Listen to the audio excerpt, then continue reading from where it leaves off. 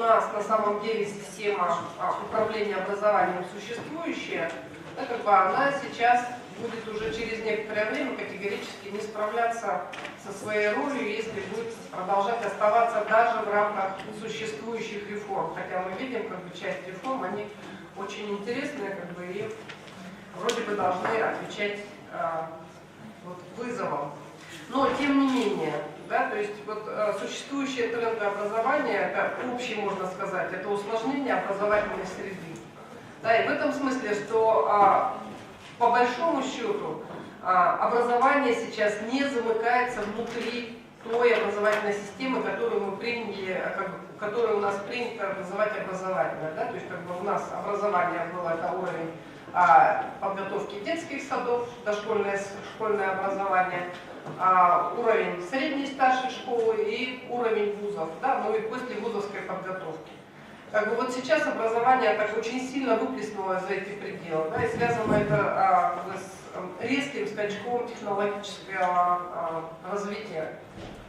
Вот. И если какое-то время назад мы про это только разговаривали, то теперь, когда как бы, мы посмотрим на оснащенность просто гаджетами наших детей и населения в целом, да, то можно сказать, что это очень сильно превышает, ну, как бы, по крайней мере, по одному такому прибору на человека у нас существует, то есть, начиная от телефонов и заканчивая как бы, достаточно сложными этими приборами, которым доступна как бы, огромная часть вот, цифрового мира, да, и огромное количество как бы, операций, когда мы только обсуждаем про функциональную неграмотность, но выясняем, как бы, что функциональная неграмотность, мы говорим, бабушки у нас вот, отстают там или отстают дети, да, и выясняется, что дети прекрасно владеют всевозможными способами допуска, ну, всевозможными способами работы с вот этой техникой, совершенно не разбираясь в сложностях этих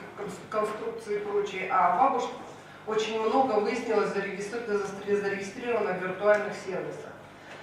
Как бы вот сочетание, вот это появление новых технологий, которые массово распространились, они нам готовят как бы некоторое направление, которое не предусматривается, не рассматривается в рамках управления в системе образования. То есть что оттуда можно получить, как и каким образом с этим работать. Соответственно, как бы появляются разнообразные сообщества на базе этих новых технологий. Но я говорю, Facebook, Одноклассники, там огромное количество новых медиа, которые тоже распространяются, там создаются различные группы, которые организованы тоже выходя за рамки обычного как бы нейтрального или какого-то определенного стандартного образования. Безусловно, там на базе этих образований можно, допустим, ну, достаточно широко развивается, то есть, по крайней мере, среди студенчества уже работа в интернет. Мы обсуждали недавно с Министерством социального развития, что, допустим, инвалидам можно точно так же образовывать целую серию подготовки, когда они могут просто сидеть, не выходя далеко из дома, и писать копирайты всевозможным сайтам. Это тоже одно из направлений возможной подготовки. И как бы это тоже может служить.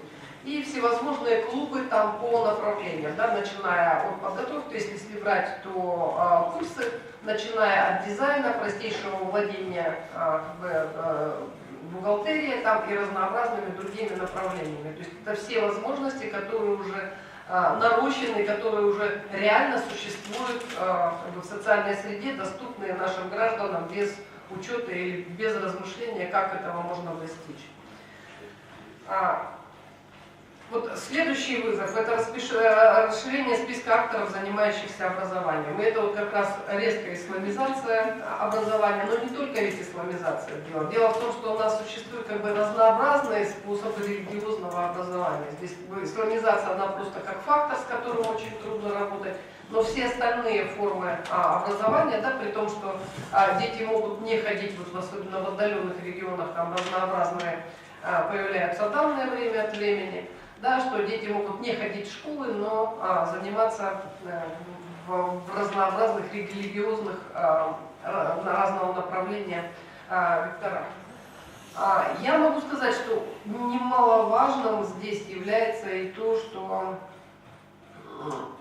как бы, у нас существуют образовательные учреждения других государств.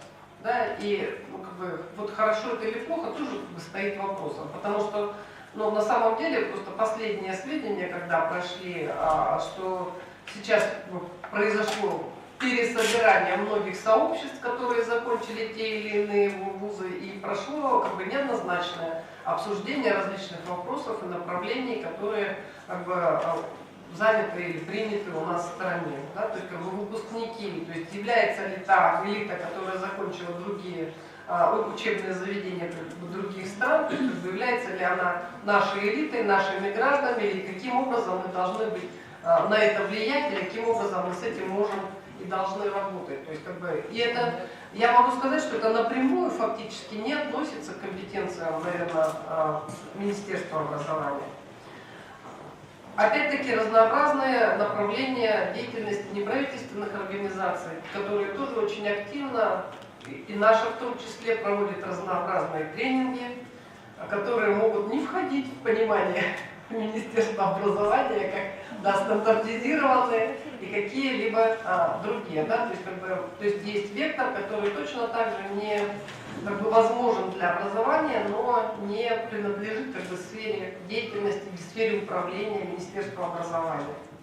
Вот, ну и я уже просто такое последнее, это доступность международного образования, да, то есть как бы, если сравнивать, то есть возможность поступления в разнообразные вузы, то есть есть страничка в интернет у нас, которая там пропагандируется, у нас есть всевозможные ярмарки, демонстрации образования, есть достаточно много фондов, да, и если люди грамотно подходят к этому вопросу, то есть возможность уехать вообще в разные стороны, получить это самое образование, да, и вопрос встает, да, как бы, а каким образом нам тогда формировать как бы, вот, политику в сфере образования? То есть мы отчетливо понимаем, что Министерство образования не может напрямую воздействовать на это, да, но тогда должны быть какие-то другие, да, то есть тогда должна быть сформирована политика в этой сфере, которая будет регулировать эти процессы. Как она должна быть сделана, или как она должна быть создана, и каким образом она должна вырабатываться ежегодно, обновляться